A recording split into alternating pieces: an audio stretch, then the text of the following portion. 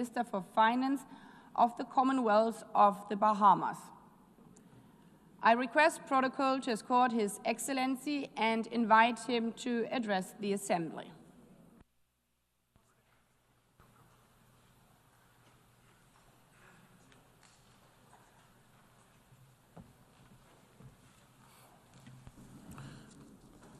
Madam President Annalena Baerbock, we offer our warm congratulations on your election to preside over this 80th session of the General Assembly.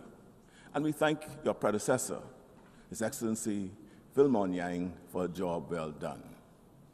Excellencies, delegates, ladies and gentlemen, in celebrating 80 years of the global community coming together in this United Nations, we must remind ourselves of how we got here. The United Nations was not born out of some high-minded ideal or because humanity suddenly decided to promote its collective virtue. No, the UN was created out of the ashes of a period when humanity had almost destroyed itself. The blood-soaked trenches of the First World War, brought about by the rivalries between the great powers of the day, the collapse of the League of Nations, made impotent because of the refusal of the major powers to participate, the despair of the Great Depression, the rise of fascist ambition, which led to the devastation of the Second World War, the terror of atomic weapons. These are the foundation of the United Nations. Over 100 million died, many more driven into poverty. I recite these histories because that is not a world we wish to return to. We are in danger of being doomed to repeat the brutal history lessons. When nations go their separate ways, history teaches us that this disaster eventually follows. When nations stand together, survival and prosperity become possible. With the stench of the atomic firestorms still hovering over Hiroshima and Nagasaki, the world raced to come together in a single body to prevent such things from happening again. The need for nations to unite in a single forum has never been more pressing. This multilateral effort is not a cure-all. Wherever humans live, there will be conflict. But today's crises are far more complex and seemingly more intractable and even more dangerous than 80 years ago. The atomic weapons of the 1940s have proliferated into the nuclear weapons of today, able to wipe out all human life many times over. Diseases now cross oceans in a day, potentially leading to pandemics that can last for years. Cyber attacks can leap borders in a second. Financial contagion can cripple economies in an instant. And climate change, yes, climate change, whose storms and rising seas and fires and floods make no distinction between rich or poor, strong or weak, can devastate us all. No single nation acting on its own can resolve these. Multilateral approaches are not the problem. Multilateral approaches offer the pathways to the solutions. The United Nations is not perfect, but it is the best tool for multilateral action that we have. We workmen should not blame our tools. The flaw is not in the hammer, but in the hand that lets it fall. Your Excellencies, the Commonwealth of the Bahamas is committed to work with members to find solutions. It is why we have offered ourselves as a candidate for a non-permanent seat on the Security Council for the 2032-2033 term. This is not a candidacy just for ourselves. It is for every small state that not only insists that its voice must count, but also knows that we have much to contribute in matters of global peace. For example, we cannot turn away from the agony of the Middle East. The aspirations of the Palestinian people for dignity and self-determination are real. Along with the state of Israel, both peoples have a right to security, sovereignty, and peace. For generations, this conflict has tested the conscience of the world, but resignation is not an option. The vision of two states living side by side in peace and mutual recognition remains the only pathway to justice, stability, and reconciliation. We must not abandon dialogue for despair. The multilateral capabilities and capacity of the UN should not be front and center of this effort. We think that if the organization has structural and institutional weaknesses, then let's fix them. If we think that standards are not evenly applied, that powerful states avoid consequences for aggression or human rights abuses, while weaker states are sanctioned more readily, then let's step up and fix them. The UN is only the sum of its parts. Any lack of effectiveness, any lack of practical impact lies squarely at the feet of member states. The solution is not to abandon it, but to fix it. For countries like the Bahamas, the biggest challenges and crises we face are not of our own making, and yet we are the ones who feel the impacts the most. Our independent Bahamas has never fought a war, and yet conflicts in faraway places cause severe economic shocks, with Bahamians forced to pay higher prices and suffer from unreliable supply chains. Above all, it is the physical changes relating to climate that are causing crises which we are critical, urgent, and existential. Over the past few years, many Bahamian voices have raised the alarm in many international forums about the risk we face from threats of climate change. We do not have the luxury of restarting an esoteric conversation about the causes of climate change. Our living reality means that we simply do not have the time. As I speak to you today, this morning, right now, a tropical storm is moving up our chain of islands. We hope, we pray that we are lucky. But can we remain lucky every season, every single year? We know what we need to do. We need to adapt and to make ourselves more resilient. But even with the best intentions, a small island state like ours, with a population of around 400,000 people and an economy of approximately $12 billion, we do not have the resources. We have one of the cleanest air in the world and emit far less than 1% of carbon generated by human activity. So we have to rely on others to also adapt. Is it really too much to ask of those most responsible to change their behavior so that the rest of us might have a better chance at survival? Along with climate change, our closest neighbors also suffer from a number of external threats. Our neighbors in Cuba have suffered for decades under an embargo which has caused suffering without delivering justice. The embargo has punished the ordinary people without changing policy. Friends, engagement, not isolation, is the only way forward. And so the Bahamas will continue to add its voice to the many who say the time for the embargo to be lifted is now. And what of Haiti? Too often the suffering of its people has been met with indifference. The multinational security support mission under Kenyan leadership has been an important bridge. But bridges must be a pathway to the solution. That mission must evolve into a force strong enough to meet the still present threat of violence and lawlessness. But Haiti needs more than security. It needs investment, partnership, and hope. The lack of security in Haiti disproportionately adversely impacts the security of the Bahamas. And we can no longer continue to carry so much of the burden and plight of the Haitian people. The world must act. We say this not out of fatigue, but out of conscious realization that a crisis of this magnitude cannot be left to neighbors alone. It requires a global response. The Bahamas therefore calls for a dedicated United Nations Support Office for Haiti, an institution to coordinate aid, sustain international attention, strengthen institutions, and nurture democracy. We cannot claim fidelity to peace and at the same time ignore Haiti. Your Excellencies, the lessons of history are clear. To retreat into a world of isolationist protectionism, where might is right and resources of the planet are plundered for the few, is to return to a time when life was famously described as nasty, brutish, and short. there would be a fairly swift breakdown in international peace and security.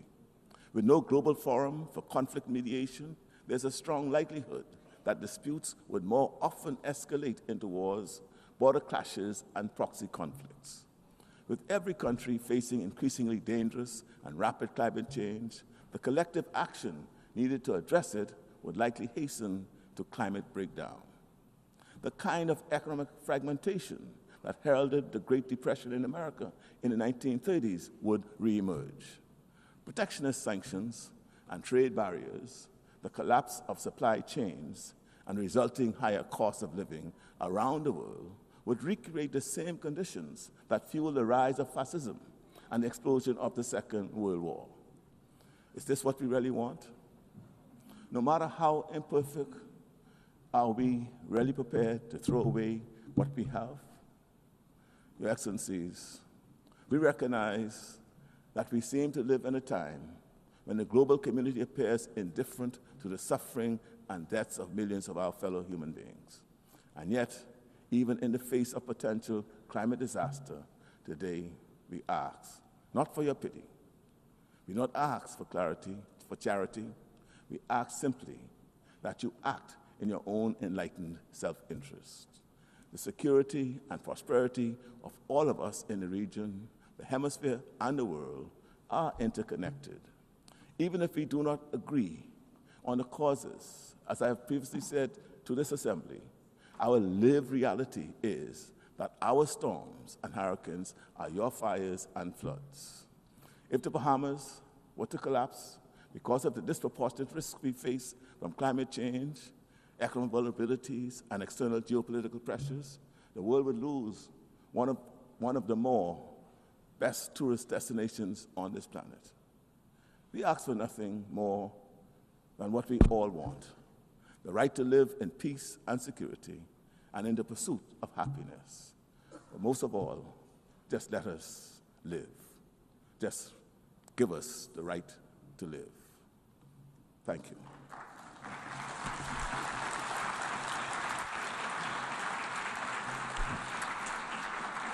On behalf of the Assembly, I wish to thank the Prime Minister and Minister for Finance of the Commonwealth of the Bahamas.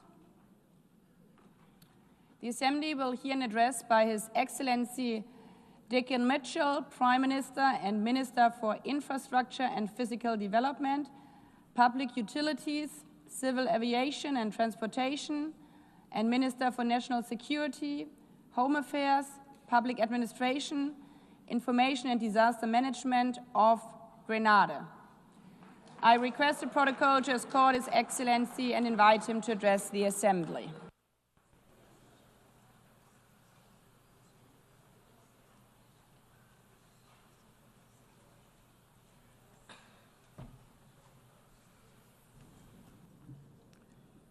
Madam President, members of the Assembly, Excellencies, colleagues, and friends. It is my honor to address this Assembly on behalf of Grenada and as a member of the Caribbean Community CARICOM. Madam President, I extend my heartfelt congratulations on your election as President of the 80th session of the United Nations General Assembly. We look forward to working with you under the guiding theme of Better Together, and to supporting your efforts in advancing peace, sustainable development, and inclusive reform within the United Nations. We meet today in a time of paradox. The headlines tell us of division, instability, and conflict. Yet, never have human beings had such access to innovation, creativity, and opportunity. In one corner of the world, classrooms are reduced to rubble. In another, laboratories create breakthrough in science and technology that can transform our future. A paradox. In one hemisphere, children walk miles to fetch water from school. In another, children are using artificial intelligence in their lessons. A further paradox. The paradox defines our era. Progress and peril, innovation and instability, hope and hardship coexisting side by side. And so, Madam President, my remarks today are centered on the one force powerful enough to bind these contradictions together. The only force that can turn innovation into inclusion and conflict into cooperation. That force is education. That is a simple yet profound truth. Education is the single greatest social, economic, and creative equalizer that we possess. It transforms circumstances into possibility. It turns the child of a laborer into a leader, the daughter of a seamstress into a scientist, the son of a fisherman into an innovator. This is the heart of my message. Education is not a narrow path to employment.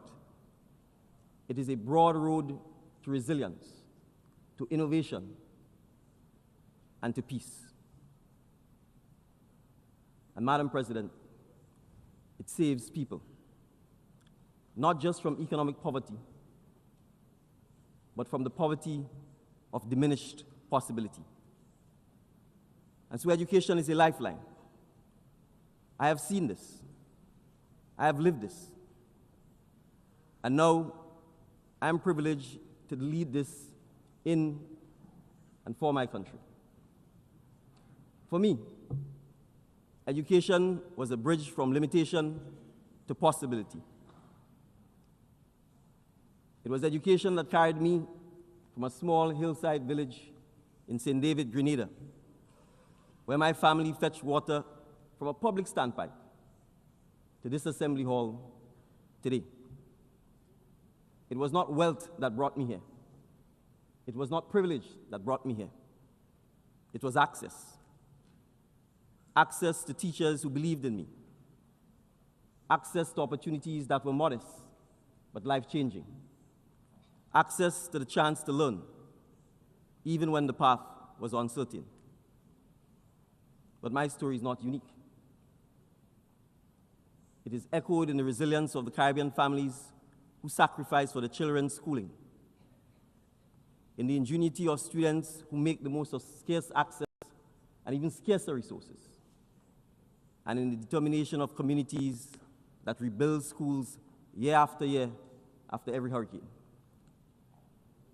That is the shared story of CARICOM, a story of people who learn to adapt, to innovate, and to persist, always with education as our anchor. And yet today, we must admit that the definition of education itself is changing. Education can no longer be defined solely by university lecture halls or college campuses. Around the world, young people are shaping their futures in new ways through technical training, vocational education, and digital skills. A certificate in coding can be as powerful as a law degree.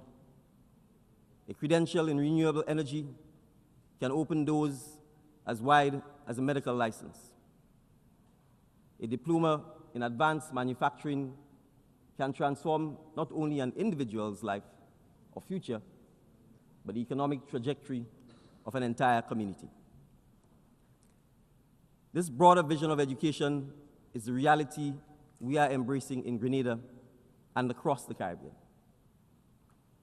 In Grenada, we have embarked on transformative reforms to strengthen our education system. and expand opportunities for all students at all levels. We have established universal secondary education and passed legislation to raise the mandatory school age to 18, ensuring that more of our young people remain engaged in formal education, not as charity, but as a matter of justice and national survival. We have modernized school curricula to prepare our students for the future. Coding and technology clubs are now part of the school environment, and all students leaving primary school are assessed through electronic testing, prioritizing both digital literacy and problem-solving schools. We have placed student well-being at the heart of our reforms, hiring counselors, school feeding officers, and attendance officers to strengthen support for student mental health, nutrition, and engagement. We have also expanded our special education department and increased the number of early childhood officers, ensuring greater support for students with diverse learning needs. Because in a small island, every child's potential is a national asset. Additionally, and importantly, we have taken bold steps to make education more affordable and inclusive, eliminating school fees at the pre-primary, primary, and secondary levels. Free tuition is now also available at our two main technical and vocational institutions, widening access to post-secondary training and future skills development. Across the Caribbean community, we are investing in skills for the new economy, such as digital literacy, renewable energy, climate adaptation, and advanced technologies. In the case of advanced technologies, we are considering the teaching, understanding, and use of AI and AI-related skills to enhance education access, delivery, and outcome, as we understand that the jobs of tomorrow cannot be met with the skills of yesterday. And through the Caribbean Future Skills Fund, conceived with the Cooperative Republic of Guyana, we are pioneering an endowment model for education, where international contributions are matched by local investment. This ensures that our young people gain not just training, but also a sense of ownership and responsibility. It is education with skin in the game from both donors and recipients. This is not education as an abstract ideal. It is education as a lifeline, as resilience, preparing us to withstand the shocks of climate change and economic volatility. It is education as innovation, equipping us through powerful digital tools to turn necessity into opportunity. And it is education as sovereignty, ensuring that our destiny is not dictated by external forces, but shaped by the skills and creativity of our own people. And so when Grenada, Jamaica, or Dominica rebuilds a school after a hurricane, we are not just rebuilding classrooms. We are rebuilding futures. And so we need partnerships. Education thrives when ideas and systems are shared across borders. Partnerships build better schools, yes, but more importantly, they build better citizens of the world. For small states like mine, partnerships bring the reach and the resources we cannot muster alone. They open doors to technologies and opportunities beyond our shores. For larger states, partnership with us offers something equally valuable: lessons in adaptation and creativity, forged on the front lines of hurricanes, pandemics, and economic shocks. Together, these halves create something greater than either could achieve alone: an education system global in vision, but local in impact. And that is why today I call on donor countries, multilateral institutions, and the private sector not only to fund, but to co-create, not only to give, but to learn.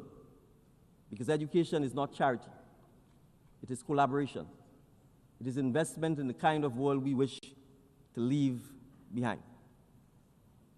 But yet, there's conflict, instability, and the attack on education. So, Madam President, we must also speak honestly of the shadows that darken our world today.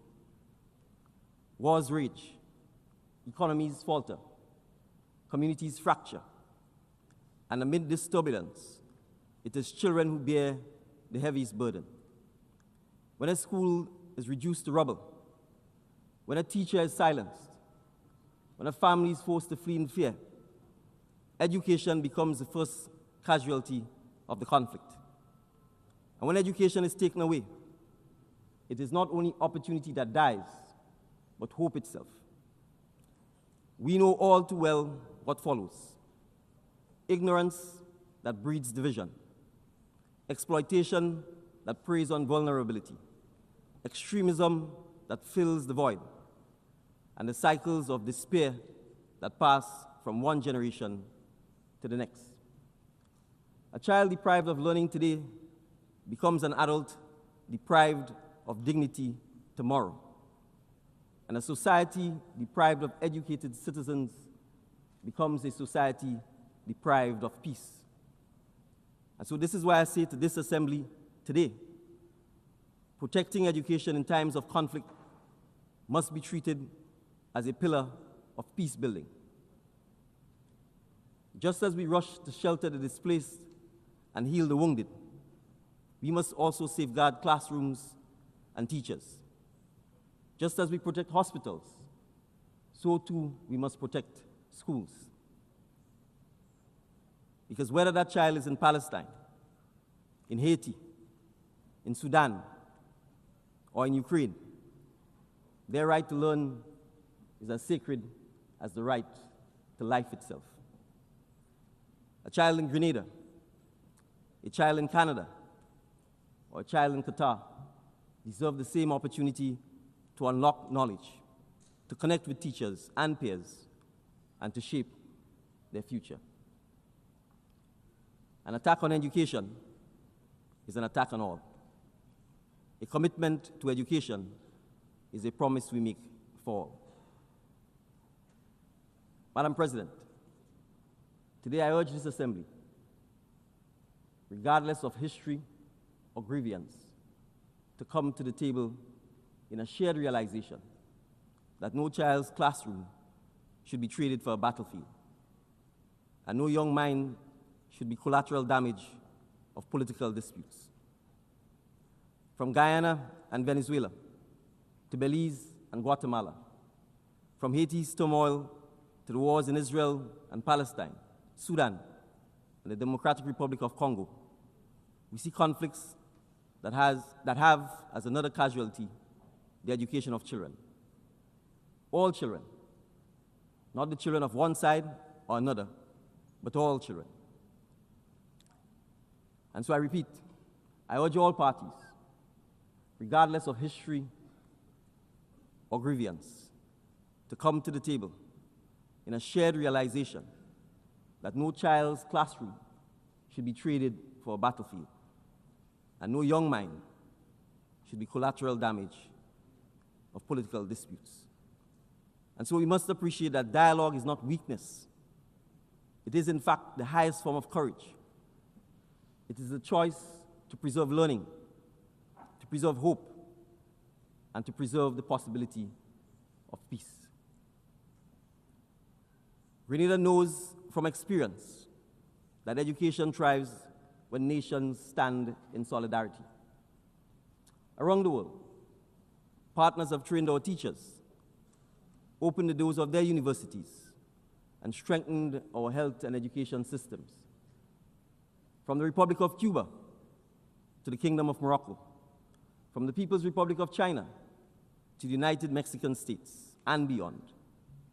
Such partnerships have given thousands of our students opportunities in medicine, engineering, the sciences, and more, often offered in the spirit of friendship and even in times of difficulty.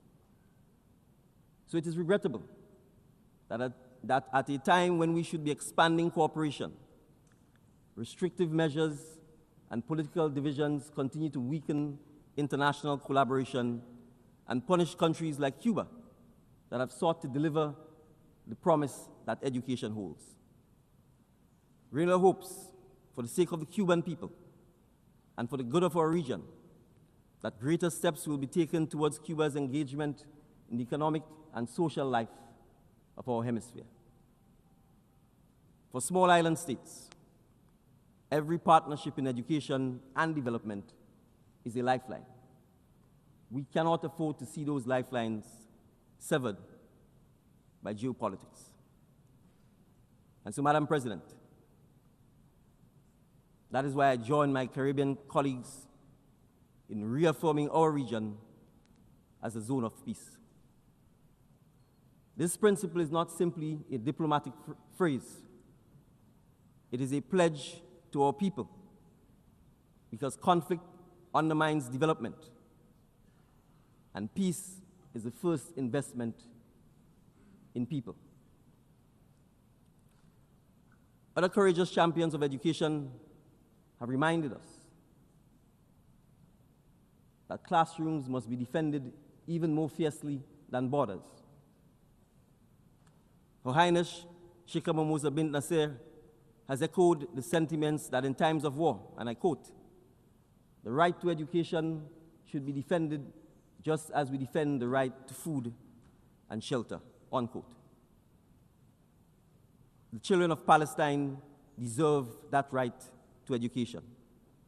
They too deserve the right to a future. Gordon Brown, Rasta Machel, Kalish Satir, and Malaya Yousafzai have carried the same conviction onto the global stage, that protecting learning is protecting humanity's future. Education cannot wait for the end of conflict. It must be safeguarded in spite of it. Governments, international organizations, civil society, and the private sector must become partners in this defense. We must work together to rebuild schools and create systems that are resilient enough to withstand war and disasters. Partnership can be the difference between a child picking up a book and a child picking up a gun, between hope and hopelessness. And so my global call to action, the numbers speak for themselves. Each additional year of schooling raises a person's earnings by an average of 10%. If every child in low-income countries left school with basic reading skills, 171 million people could be lifted out of poverty. If all girls completed secondary school, child marriage would fall by 2/3, and maternal deaths would drop by almost half. And if every adult worldwide had just 2 more years of education, global GDP would grow by trillions of dollars annually. These numbers show that education does not just change the fortunes of individuals, it changes the fortunes of nations. It shapes economies, democracies, and peace itself. But let me be clear. In this era, technology and education without ethics is not enough. We must also teach our young people how to think critically, act ethically, and live responsibly in digital spaces. Education must prepare not only workers for jobs, but also active and responsible citizens. Not only coders of software, but also stewards of truth. Not only innovators of technology, but also guardians of humanity. Because we live in an age where misinformation travels faster than facts, and where algorithms can divide as easily as they can connect. In such a world, education must equip the next generation with the wisdom to discern the courage to question, and the empathy to choose what is right. So let us imagine then a different world. A world where a child at a standpipe in St. David, Grenada, has the same access to knowledge as a child in New York or Tokyo. A world where a child in the rubble of Port-au-Prince can log on to a digital classroom and continue learning despite the chaos around them. A world where a child in a refugee camp, stateless but not hopeless, can study, dream, and prepare for a future beyond the fences that confine them. That vision is within our reach, but it will not come by chance. It will come by the choices we make here together in this assembly and in the partnership we embrace moving forward. And so in concluding, Madam President, colleagues and friends, education is not only a policy, it is a promise. A promise that no matter the size of a nation, the color of a passport, or the weight of a child's circumstances, that the door to opportunity remains open. For Grenada and the Caribbean community, education is the antidote to ignorance, the pathway to resilience, and the seed of innovation. It is how we turn survival into sovereignty. It is how we transform vulnerability into vision. And so I urge this assembly, let us protect our classrooms as fiercely as we protect our borders. Let us value our teachers as highly as we value treaties. And let us treat education not as a privilege for a few, but as a right for all. Because when we safeguard education, we are safeguarding peace. When we democratize knowledge, we democratize hope. And when we give a child, whether in St. David, Grenada, or Port-au-Prince, Haiti, or Gaza, Palestine, or in a refugee camp anywhere, the tools to learn, we give humanity itself the tools to endure. So let us resolve together that no classroom, no student, and no country will be left behind. Let us believe that together, that resilience is not just surviving the storms of our time, but building a world where education ensures we thrive beyond it. Thank you, Madam President. On behalf of the Assembly, I wish to thank the Prime Minister and Minister for Infrastructure and Physical Development, Public Utilities, Civil Aviation and Transportation, and Minister for National Security, Home Affairs, Public Administration, Information and Disaster Management of Grenada. The Assembly will hear an address by His Excellency Reem Talba San Emmanuel Wedra Ogo, Prime Minister and Head of Government of Burkina Faso. I request protocol to escort His Excellency and invite him to address the Assembly.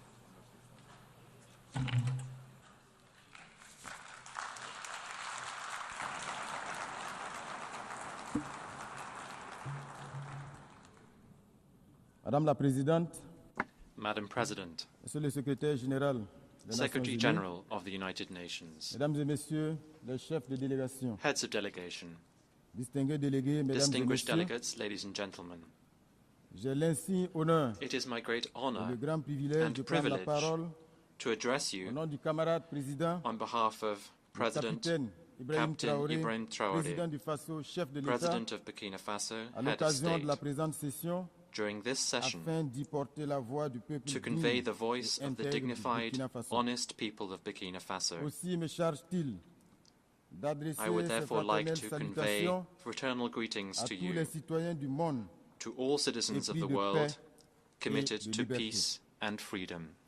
Madame la Présidente, Madam President, Je vous adresse au nom du Burkina On behalf Faso of Burkina Faso, mes chaleureuses I would félicitations like pour warmly votre to élection congratulate you upon your election à la présidence de to cette the 80e presidency of session. this, the 80th session. Votre élection consacre la confiance de la Your communauté election bears internationale witness to the trust en votre of the leadership international community votre in sens your de leadership, l'écoute et du your dialogue. ability to listen to other views, Vous and trouverez auprès to du dialogue. Burkina Faso In Burkina un Faso, partenaire sincère you will find a sincere, constructive, et engagé. and committed partner. À votre prédécesseur, I would also like to Monsieur express Philemon my Yang, gratitude to your predecessor, Mr. j'exprime ma Philemon gratitude Yang. pour la qualité My gratitude rigueur for du the high travail quality and accompli rigor lors of de the la work he 79e undertook during the previous session. Madame la Présidente, Madam President, distingués délégués, Mesdames et distinguished Messieurs, delegates, ladies and gentlemen, le Burkina Faso Burkina souscrit Faso pleinement fully aligns itself à la with the déclaration statement delivered prononcée on au behalf of the de la Alliance Confédération des of États du Sahel Sahel States par la République sœur du by Mali. the Republic of Mali, Ensemble, avec le Niger, together with Niger as nous well. avons une communauté de but We belong et to a d'aspiration dans un community espace de renouveau of et de rupture. aspirations in a forum of renaissance and breaking with the past. Monsieur le secrétaire général, Secretary General, le Burkina Faso tient à saluer l'apport Burkina Faso would système like des Nations Unies to pay et de ses tribute to the partenaires work of the UN dans system notre quête and commune de its stabilité partners et de in this prospérité. common quest for stability La and présente prosperity. session qui se tient The present meeting, which is 80 being ans held après 80 l'adoption de years la Charte des after Nations the Unies adoption of the United Nations constitue une Charter, occasion idéale is a suitable pour marquer opportunity une halte for us et to take dresser un stock bilan sans complaisance de notre organisation. candidly of what our organization has achieved. C'est cette réflexion que nous propose And le that is thème what the topic for this Mieux meeting ensemble, suggests that we do. plus de Better 80 together, ans au service de 80 la paix. years and more for du peace, développement development, et des and droits human humains. rights. S'il s'inscrit dans la perspective de This is renouvellement fully de notre relevant engagement in mutuel light of our mutual en faveur commitment d'un to monde bring about davantage porté a sur world l'équité that is et la more justice just et d'un and multilatéralisme to plus build efficace. more effective Ce multilateralism. thème traduit bien la démarche idéale It is therefore part devrait of this guider chaque approach that nation, should guide every chaque nation, regroupement sous-régional, every sub-regional, régional regional, et and international. international group. Ces noces de chaîne This is qui devrait incarner un temps de the oak célébration anniversary solennelle after 80 years that appelle should plutôt à une profonde really introspection. lead for us Le to bilan des 8 carry out décennies des an Nations Unies, introspective assessment of what we loin have de achieved. susciter l'allégresse, Rather than s'apparente being a davantage cause for à un celebration, fiasco this anniversary embarrassant, is in une fact akin désillusion to collective, looking at an embarrassing échec fiasco, a structurel. collective disappointment, and a puisque le structural devoir de failure. vérité nous y invite. Because we have to be Nous honest devrons with reconnaître avec ourselves, we should humilité humbly que le recognize tableau global that even présente quelques though acquis, globally there have been some celui-ci reste achievements, négativement marqué there is rather a par negative 8 décennies backdrop d'optimisme as a durement result of éprouvé, 8 decades of 8 optimism décennies that have been d'espoir sorely déçus, put to the test, 8 8 décennies de decades rêves of disappointment, brisés, 8 decades 8 of décennies de shattered rendez-vous dreams, cruciaux manqués. 8 decades of C'est failure malheureusement to meet l'image the moment obscure in a nutshell.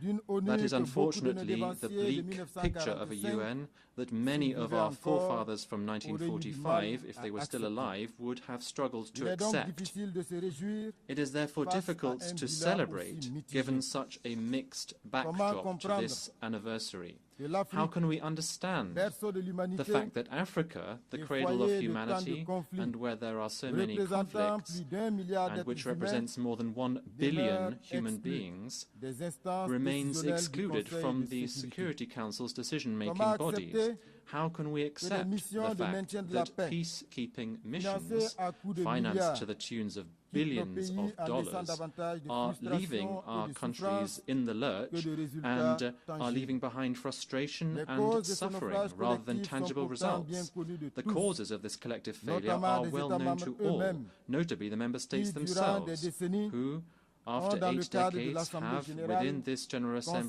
consacré leurs énergies à devoted their défendre des energies causes to nobles defend noble causes and to proposer des propose réformes realistic sans reforms obtenir without gain de being cause. successful in this quest. Que peut-on y faire si les décisions de What l'Assemblée can we do Générale if the decisions of the qui ne General sont pas Assembly, contraignantes la which are rendent not binding, congénitalement are inaudible simply making it et irredeemably inaudible and Pouvait-on ineffective? espérer un meilleur bilan Could we expect avec un the Conseil Security de Council to sécurité be more malade successful de la when it is politisation de tarnished ses by décisions, politicization impotent and when du it is fait de ses powerless as a incohérences result of its inconsistencies inefficient and en raison de ses ineffective because of divisions its permanentes? permanent divisions?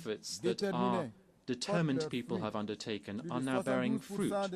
More than 72% of our territory has been recovered. Thousands of internally displaced people are going back home, schools are reopening, and social services are now resuming. Burkina Faso is thus showing that a united people can overcome even the toughest challenges. Burkina Faso hereby wishes to reaffirm fully responsibly that its priorities are non-negotiable and that its choices must be respected more than ever before. Mesdames et messieurs, nous Ladies inscrivons and notre action gentlemen, dans le sens des vertus de la solidarité our et de activities l'unité are aligned with avec the la virtues conviction of solidarity and profonde unity. qu'un peuple rassemblé We are autour d'un deeply idéal convinced commun that a peut people accomplir de grandes brought choses. together around a common Les efforts ideal conjugués can de nos achieve great things. concitoyens de l'intérieur The efforts comme de la undertaken diaspora by our fellow leur citizens adhésion within the enthousiaste country à la and in the dynamique diaspora, impulsée as well as their nous conforte enthusiastic commitment dans la justesse to the des momentum choix que we've nous avons created, opérés reaffirm leadership that du we've camarade made the président right Burkina Faso. choice. And this under the L'engouement leadership suscité par le of Front de Comrade soutien patriotique President of Burkina Faso, et Ibrahim Traoré. l'initiative présidentielle face au Mebo The en est la enthusiasm parfaite illustration. carried by the Institué en Patriotic 2023, Support Fund and en appui au the plan Presidential d'action pour la Initiative stabilisation FASO et MEBO le développement, is an excellent le Fonds de illustration of this. soutien Established in patriotique a pour 2023 vocation in support de of the mobiliser Action de Plan for manière Stabilization endogène and Development, des the ressources Patriotic nationales Support Fund supplémentaires aims to afin de mobilize renforcer nos additional capacités de national défense resources, et d'investissement endogenous resources, stratégique. so as to Ce build fonds a our suscité defense une adhésion and massive strategic investment tant capacity. à l'intérieur du pays qu'au This sein de fund notre diaspora. has secured Madame la large-scale Présidente, backing, both within the country la and poursuite in the diaspora. méthodique Madam de nos President, réformes nous permet de saluer aujourd'hui des the avancées methodical majeures pursuit of our en reforms matière de has gouvernance meant that économique, today we've made meilleure significant maîtrise des headway dépenses on publiques, economic governance. We have gestion better control optimisée des over ressources public humaines de spending, l'État, we've optimized rationalisation des management charges of the state's institutionnelles human resources, et we've maintien d'un streamlined endettement institutional viable. spending, and Ces our debt efforts sont levels également are viable. perceptibles dans la These redistribution plus efforts équitable des can richesses also be seen nationales in a more afin equitable que les distribution ressources of our abondantes de national notre wealth, territoire ensuring profitent that pleinement the aux vast citoyens qui resources œuvrent à we l'essor have du in pays Burkina Faso et non fully à benefit quelques our intérêts citizens, extérieurs ou à leur relais benefit interne. our prosperity, Malgré les instead of difficultés flowing inhérentes à to la crise external sécuritaire interests or et the humanitaire, representatives thereon within les the actions country. gouvernementales Despite the couvrant difficulties l'ensemble des inherent in secteurs the de développement security and humanitarian socio-économique crisis, enregistrent des succès the government notables. has taken action Mesdames et messieurs, across all sectors of socio-economic c'est pourquoi nous development, nous étonnons- and this has étonnons brought noteworthy Les successes. postures Ladies and condescendantes de gentlemen, certaines agences this is why we onusiennes are astonished by the qui s'autorisent à condescending s'immiscer stance dans of notre débat certain national UN agencies who à feel it travers des within their narratifs rights to biaisés meddle in our national et debate déconnectés des using réalités biased terrain. narratives Nous which are rejetons divorced avec from the fermeté reality on the ground. le rapport intitulé We Les enfants unequivocally et le conflit reject armé au the Burkina Faso report entitled émaillé Children de and Armed contre-vérités Conflict in Burkina et Faso, dont l'intitulé même which is relève peppered d'une with manipulation sémantique. counter-truths, and the very title voudrais, of à which cette occasion, demonstrates semantic saluer le courage de manipulation. nos forces I would like to combattantes use this opportunity et to rendre commend hommage aux the martyrs courage civils et of militaires our tombés combatants sur le and champ to pay d'honneur tribute to pour la military défense and de civilian notre martyrs souveraineté. who honorably gave their Madame la lives in Présidente, defense of our sovereignty. Nous l'avons toujours proclamé. Madam President, Le we've terrorisme est always devenu le stated prétexte that bien trouvé de terrorism is certains being États used as a pretext, spolier a les convenient ressources pretext africaines. for certain states Ainsi, to nos pillage pays se African retrouvent resources. confrontés Thus, à our des countries are terroristes qui being ne sont confronted en with réalité terrorism. que des supplétifs d'armées étrangères These terrorists prédatrices. being Certains États, the d'ailleurs, ne se troops cachent même of plus predatory pour foreign revendiquer armies. publiquement Some le states soutien qu'ils are apportent à no ces criminels. longer hiding cas this de la fact. France, They are publicly du régime proclaiming their Macron, support dont les provided médias to these publics, criminals.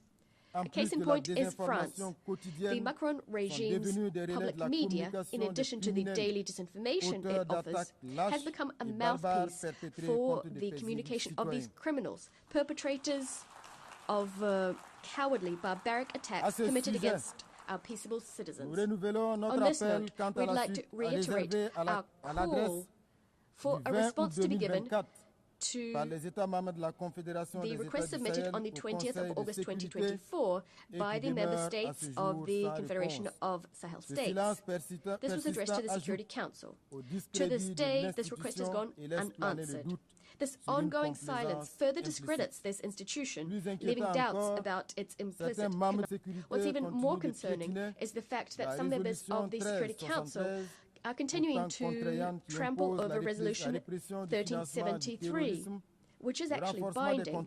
This resolution imposes the suppression of terrorism financing, strengthening border controls, and enhanced international cooperation. In the Sahel, we've taken note of this reality. As a result, we've adapted our security arrangements to the reality on the ground, in addition to revising our modalities of cooperation with certain countries. Madam President, we remain convinced that the United Nations should be the framework for dialogue and cooperation. But what we're calling for is a renewed partnership underpinned by mutual respect, equality, and genuine solidarity. Ladies and gentlemen, confronted with common threats and external interference, Burkina Faso, Mali, and Niger have pooled our forces, so established the Confederation of Sahel States. The ASS is not a retreat, it's not a way of turning inward, not at all. It is us asserting that we have the right to determine what happens to us, to pinpoint our own priorities, and to craft regional cooperation that exclusively serves our people. This choice is a matter of dignity. We are refusing a system whereby our countries were all too often used as a territory for the maneuvering by foreign players in pursuit of foreign agendas. It is our willingness to be the agents of our history, to write ourselves the future our children will live out. The ASS is in keeping with the fight of Pan-African figures such as Thomas Sankara, Patrice Lumumba, and Kwame Nkrumah. Today, a new generation of leaders is taking up the baton. Firmly convinced, and this conviction brimming with inspiration, the inspiration given by the father of the August 1983 revolution, the idea that only struggle liberates. Madam President, Africa, for 80 years now, has sought to claim its legitimate place on the Security Council. It is high time to deeply reform our organization. Specifically, what we need is to introduce a bold Security Council reform, granting Africa a permanent seat on the Council. We must also improve resource management to make the United Nations more effective, to bring it closer to the people it claims to serve. We must also staunchly address the structural causes of international injustice, whether that be terrorism that's been instrumentalized by some, the embargo on Cuba, sanctions against Venezuela, Russia, Nicaragua, inter alia, and the Israeli-Palestinian conflict, the impasse that surrounds it. There's also the role to be played by China in our future. There is also the specific case of the Bolivarian Republic of Venezuela. We'd like to reiterate our unswerving support to the Venezuelan people, which for decades has suffered campaigns of isolation, illegal sanctions, and constant provocations. Faced with this flagrant interference in the sovereign affairs of this nation and this economic attack, which has disastrous humanitarian consequences, we'd like to express our solidarity with this country, Venezuela. Venezuela, which is resisting with dignity so as to maintain its right to craft its own destiny, free from ultimatums and foreign diktats. We appeal to reason and to diplomacy to end all hostile actions directed against Venezuela. Mr. Secretary General, I would now like to address you. It is high time for our organization to change paradigms, because today the United Nations finds itself in the same situation as the defunct League of Nations. The UN isn't able to make its voice heard, to ensure that its own principles are upheld. It's not capable of ensuring compliance with its decisions and resolutions by the powers that be. It's incapable of ensuring respect for international law, of settling many conflicts, or ensuring that it lives up to the task of addressing current challenges. Mr. Secretary General, you have an excellent opportunity to go down in history by shouldering your responsibilities to enact an in-depth transformation of the United Nations.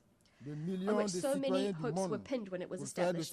You have the support of millions of people the world over to turn the organization into a genuine guarantor of peace and security in our world, instead of an instrument of domination in the hands of whoever is currently the mightiest. Despite the various pressure, despite all the power plays, we know that you have the ingenuity to liberate the organization and to ensure it is up to the task of our common ambition. Madam President, turning to development issues. Burkina Faso applauds the holding of the 4th International Conference on Financing for Development. It is our hope that the conclusions drawn in Seville will contribute to the advent of a financial architecture that's more equitable, which respects the sovereignty of states and support genuine transformation of developing countries. In a similar vein, it's absolutely vital to address the factors which serve as a brake on the full implementation of the Sustainable Development Goals, which are supposed to enact positive transformation in our world under the auspices of the United Nations. Ladies and gentlemen, 80 years after the penning of the UN Charter, our organization has not fulfilled the hopes pinned on it in 1945, far from it. 80 years on, our world brims with injustice and suffering. There are risks of yet another large-scale conflict. They are becoming increasingly palpable. This is a source of concern for the future. But it is not too late to give new impetus to our common home, the impetus it currently lacks. Burkina Faso, true to its Pan-Africanist heritage, would like to reiterate its faith in renewed, fair and equitable multilateralism. We will resolutely defend our sovereignty and our dignity. However, we will also stretch out our hands to all nations enamored of justice, freedom and solidarity. Long live the United Nations Organization, a reformed organization, a credible organization. Long live the Confederation of Sahel States. Long live Burkina Faso, a dignified sovereign country standing firmly on our 2 feet. Motherland or death, we shall prevail. I thank you.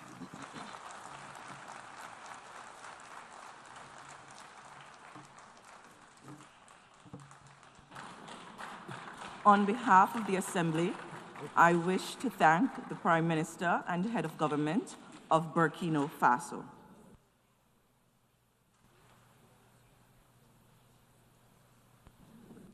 The Assembly will hear an address by His Excellency Terence Michael Drew, Prime Minister and Minister for Finance, National Security and Immigration, Health and Social Security of St. Kitts and Nevis.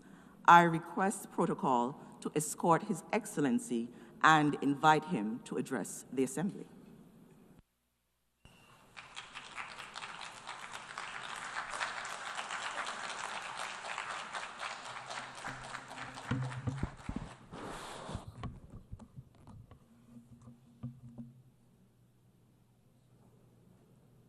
Madam President, Secretary General Antonio Guterres, Excellencies, distinguished delegates, friends of conscience and colleagues in the cause of civilization, and to my fellow Kittitians and Nevisians at home and across the seas, I bring you greetings from our twin island federation, and I bring you a plea that must no longer be deferred. Madam President, for 80 years, this Assembly has been a harbor for hope. From these benches, ideas were born that banished hunger, cured children of diseases, and stitched torn treaties back together. We have reason to honor what has been achieved: rights extended, ladders out of poverty raised, medicines and measures moved across borders. Yet alongside these triumphs are truths we must not hide: partial pledges, procrastination, and the persistent practice of putting profit before people. Where progress has been made, too often it has been piecemeal. Where promises have been given, too often they have been broken. We meet now at a moment of moral measure. The map of human destiny is not drawn merely by the large or the loud, but by the just and the judicious. Diplomacy that is polite but passive is not enough. Language must be matched by labor. Pledges must be partnered by payments, and rhetoric must be redeemed by results. St. Kitts and Nevis stands ready to work, to partner, and to perform. But we ask for the great actors in this global drama a simple thing, and that is to transform your capacity into compassion, change the calculus of comfort for the calculus of climate justice. Madam President, we are people who measure time not by years alone, but by storms. Imagine, for example, an elder fisherman, hands like weathered rope, watching the reef that used to cradle his nets die away until there is nothing left to catch but mere memories. Imagine classrooms without roofs and homes without running water. These are not metaphors for us. These are our fears at the turn of every hurricane season. The climate science is stern, and the signs are severe. Heat that hangs like a heavy blanket smothers harvests and hardens the soil. Seas that swallow beaches where families once played cricket in the sand. Storms that arrive more often, that intensify in hours from Category 1 to Category 5, arrive with total fury and leave devastation in their wake. When a single hurricane can steal away years of a nation's GDP in a single night, the ledger of gross national income becomes a misleading measure of our well-being. This is the anatomy of an injustice. The emissions that warm the planet are poured by the many into an atmosphere owned by no one, and paid for most dearly by the few, by our large ocean states. What was forged by centuries of industrial development now returns as tempest and trial to those least responsible. That is not merely an accident of geography. It is a failure of stewardship, a moral failing that we must name, and a responsibility we must repair.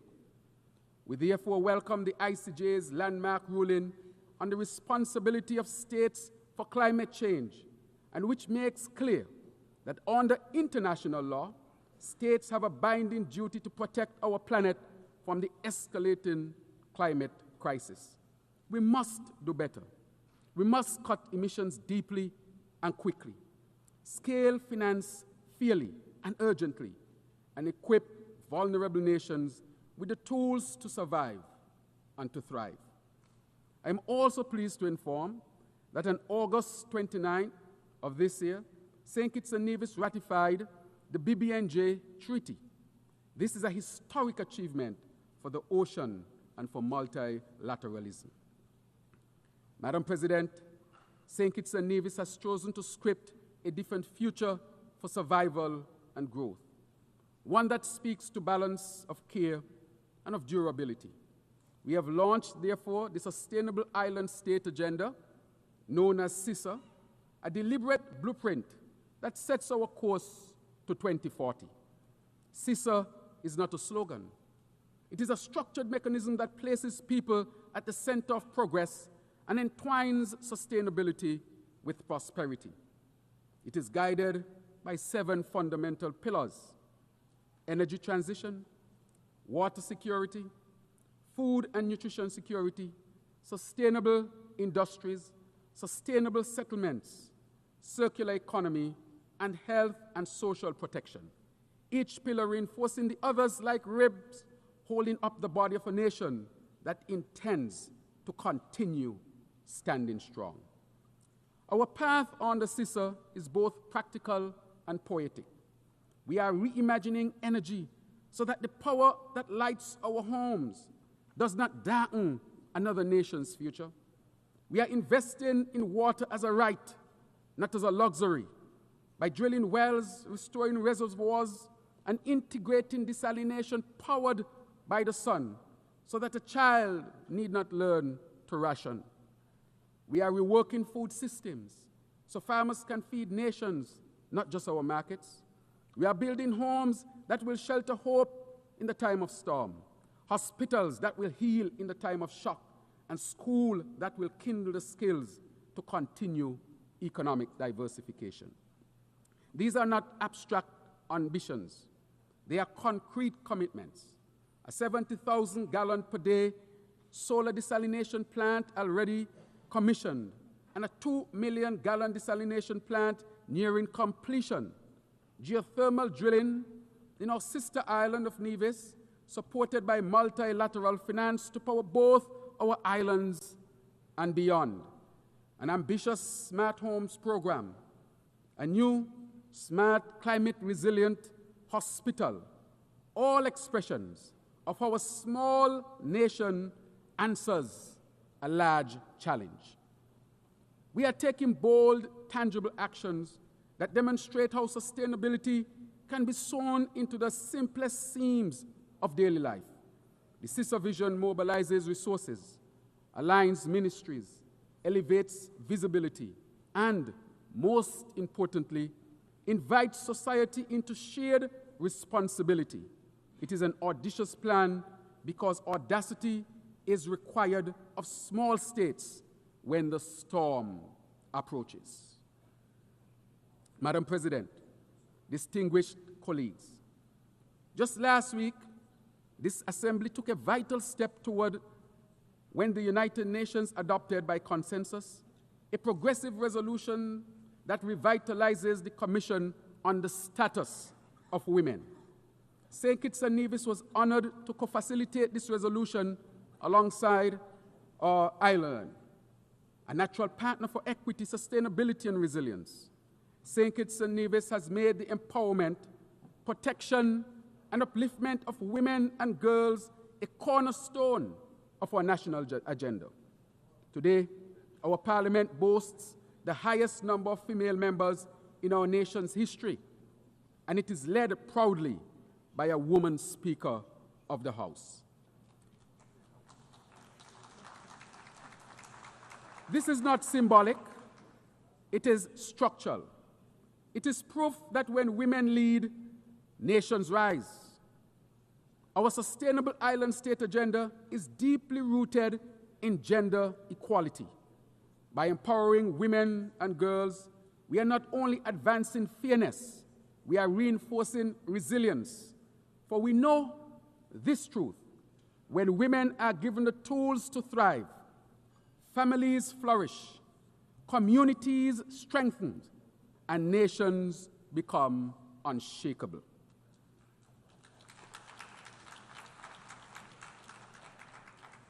Madam President, the adoption of the Multidimensional Vulnerability Index is a pivotal turning point. The MBI centers vulnerability, not just income, as the criterion for concessional financing. For countries like ours, which may register as high income on the basis of statistical averages, yet can be economically annihilated by a single climatic event. This change is life-saving. Where GDP is a static snapshot, the MVI is a living lens. It sees susceptibility, it weighs shocks, it measures exposure. The MVI can unlock concessional finance for resilience, transform loans into lifelines, and ensure that the reality of risk is not lost in translation. But let us now move from recognition to realization, from the adoption of the MVI to its full institutionalization across the World Bank, across the IMF, across regional development banks. Let us make vulnerability into the architecture, let us bake vulnerability into the architecture of global finance so that resilience is not the exception, but the expectation. Distinguished colleagues, talk of reform must not be timid. The architecture of international finance was largely built in a different century for a different world. That architecture must be remodeled so that it reflects the realities of today. Climate risk, transnational inequality, and the asymmetric impacts that fall upon the smallest and the most exposed. Síguenos and Nieves affirms its staunch support for the Bridgetown Initiative, where our region's clarion call for financial and climate justice. The Bridgetown Initiative offers a practical, principled platform to alter debt dynamics, to reposition credit flows toward green investments, and to operationalize liquidity instruments that protect the vulnerable. We therefore ask this Assembly and our global partners to help convert initiative into instrument and to shift rhetoric into reflowing capital for resilience. The mission of the United Nations, therefore, peace, development, and human rights, is not advanced by preserving an architecture that perpetuates fragility. Reform is justice. Reform is prudence. Reform is protection and equity. Madam President, I want to acknowledge this deep significance of the recent Africa CARICOM Summit, a historic convening that rekindles bonds severed by the brutality of the transatlantic slave trade and colonization. This diplomatic meet was a profound moment of remembrance, resistance, and reconnection. We gathered as descendants of a common ancestry, forging a shared agenda for reparatory justice, trade, transport, investment, sustainability, peace and security, climate action, and technical cooperation. Our partnership sounds loud, not only a call for financial redress, but for justice. Reparatory justice is not just about giving money, it is about correcting a moral wrong. For centuries, our ancestors were forced to work, beaten to work, dehumanized to work for free. Yet when emancipation came, it was not the enslaved who received reparations, but their enslavers. This moral inversion must be corrected. And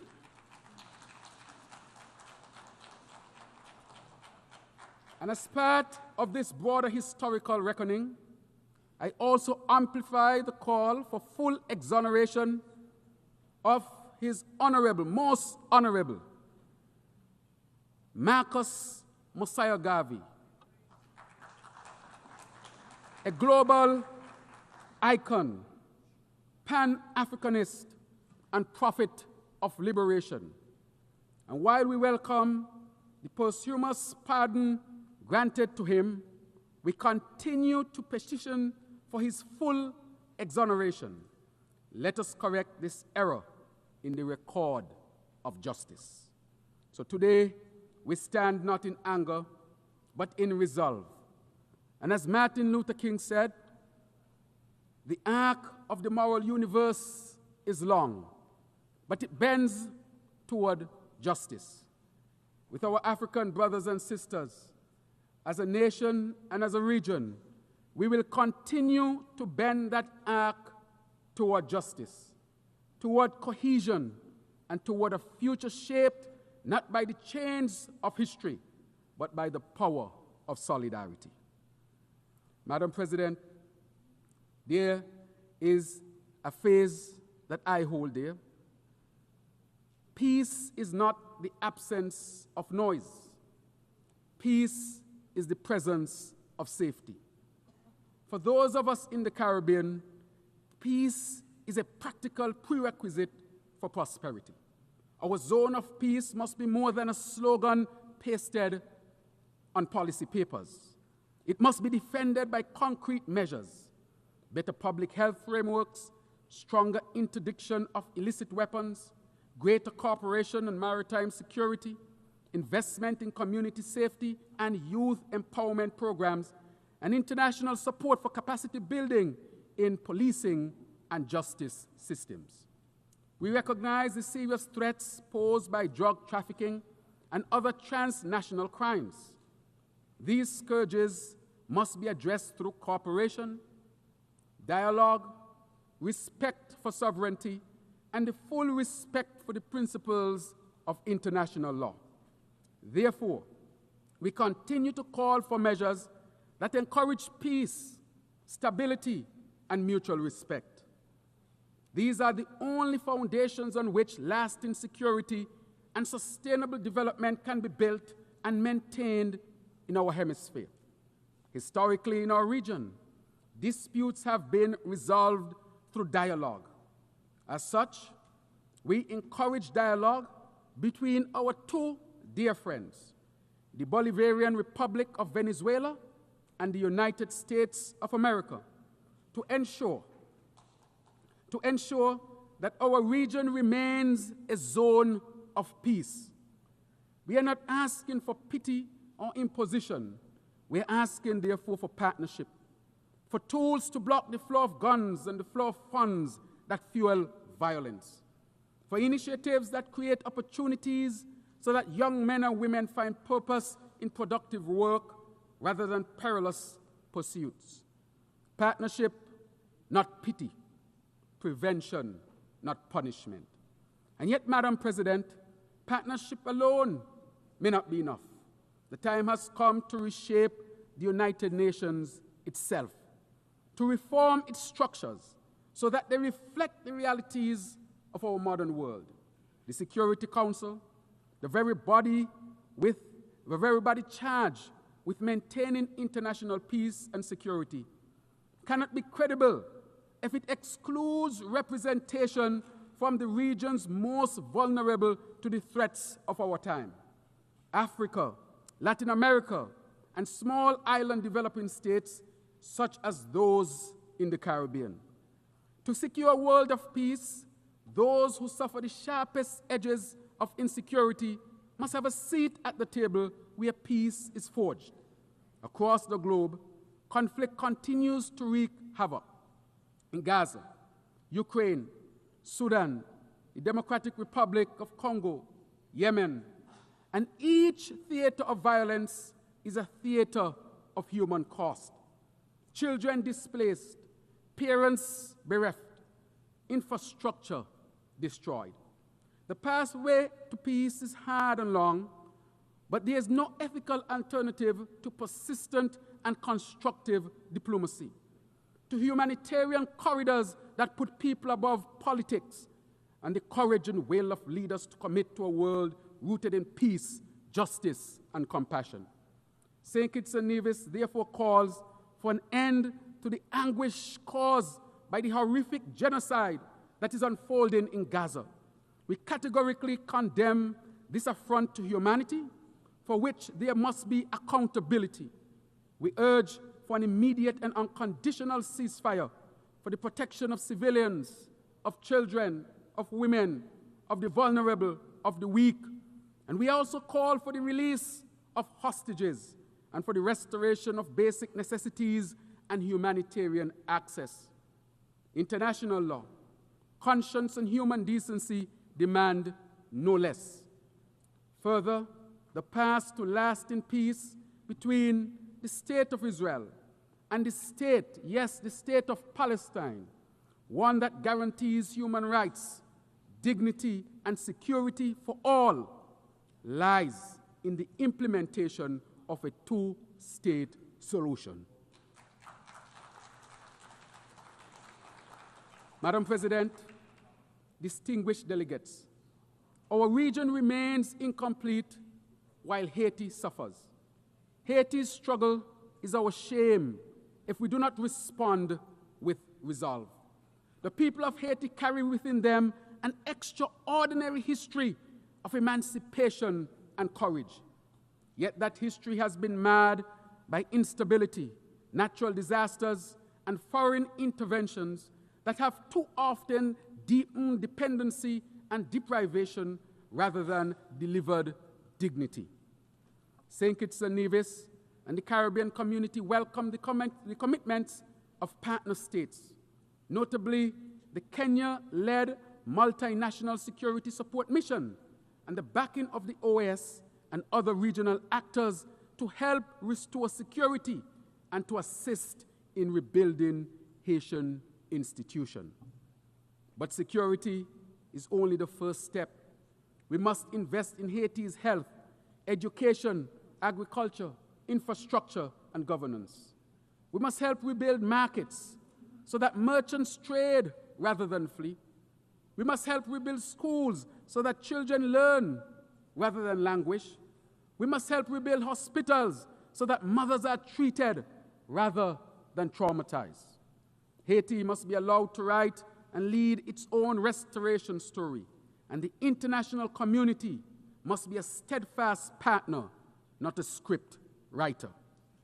Madam President, the economic, commercial, and financial embargo against Cuba is a relic that continues to wound an entire people and weaken regional solidarity. Year after year, this Assembly has reaffirmed that the embargo is gravely unjust. St. Kitts and Nevis joins the Caribbean community in calling for its end and for Cuba's removal from the list of state sponsors of terrorism, which isolates it from commerce and cooperation. Cuba ha sido desde hace mucho tiempo amigo del Caribe. Cuba has, for a long time, been a friend of our region, one of the most generous states in our region, and our partnership with Cuba will be long-lasting and will always be based on respect for the human rights of people, fully in line with international law.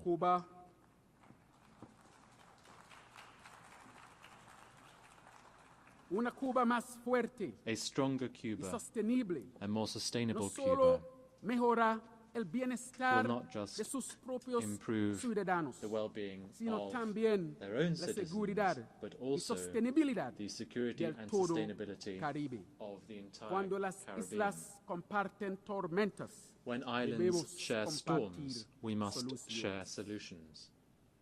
Madam President, the theme of this 80th session, Better Together, asks us to imagine a world in which inclusion is operationalized, excluding Taiwan from agencies where it can and must contribute, such as the World Health Organization and the International Civil Aviation Organization, undermines global capacity for collective problem solving. Taiwan's contributions in public health, technology, and disaster response are not partisan. They are practical. To keep a door closed and cooperation in these domains is to take a risk the world cannot afford. Excellencies, the Taiwan Strait is not merely a lane on a map. It is a lifeline of commerce and human connection. We must urge calm, counsel conversation, and choose this diplomacy of dialogue over the dramatics of discord. Travel, trade, and talks are how we protect the livelihoods of ordinary people, whether in Taipei or the twin islands of our federation. Madam President, I speak to our youth, the wonderful youth of this world, those whose futures will be most shaped by what we do here. Your anger at injustice is justified. Your impatience is prophetic. We need your innovation, your indignation, and your insistence on better governance. Give us your ideas, and we will give you the institutions to implement them. Education must therefore be practical and futuristic. Training in renewable technologies, digital skills, sustainable agriculture, for example, are important. In St. Kitts and Nevis, we have a program for our young people that is called the Aspire Program, meaning achieving success through personal investment, resources, and education. Our national effort to invest in our children's future. In this program, every child between the ages of 5 and 18 gets a grant of $1,000, partly to be deposited as savings and partly to buy shares in local companies. So from very young, they are building their financial future a gateway, a pathway to end poverty in our country. This is an example of how we seed hope at the roots. In conclusion, Madam President, distinguished colleagues, when we accept the verse that says, "We shall overcome," we must pair it with the refrain, "We shall act." The triumph of the 20th century was not inevitable. It was the product of people who chose courage over comfort. The triumph of this century will be no less possible if we choose it. This assembly has the capacity to imbue policy with compassion, to turn knowledge into kindness, to render solidarity not as sentiment, but as system. Let us be architects of a world where smallness is not a sentence, but a strength, where islands like ours are recognized as laboratories of resilience rather than limit cases of neglect, where being better together means binding ourselves in common cause, common finance, and common care. May we be brave enough to act, willing enough to partner, and wise enough to ensure that when future generations ask, what did we do at this turning point, their answer will not be they hesitated, but the answer must be they not only acted, but they acted together as a human family. Thank you.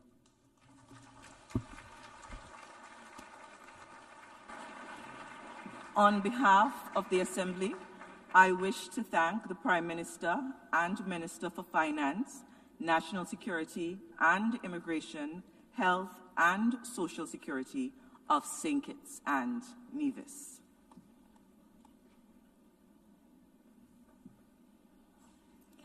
The Assembly will hear an address by His Excellency Lamin Zain Ali Mahaman, Prime Minister of the Transition Government and Minister of Economy and Finance of the Republic of Niger. I request protocol to escort His Excellency and invite him to address the Assembly.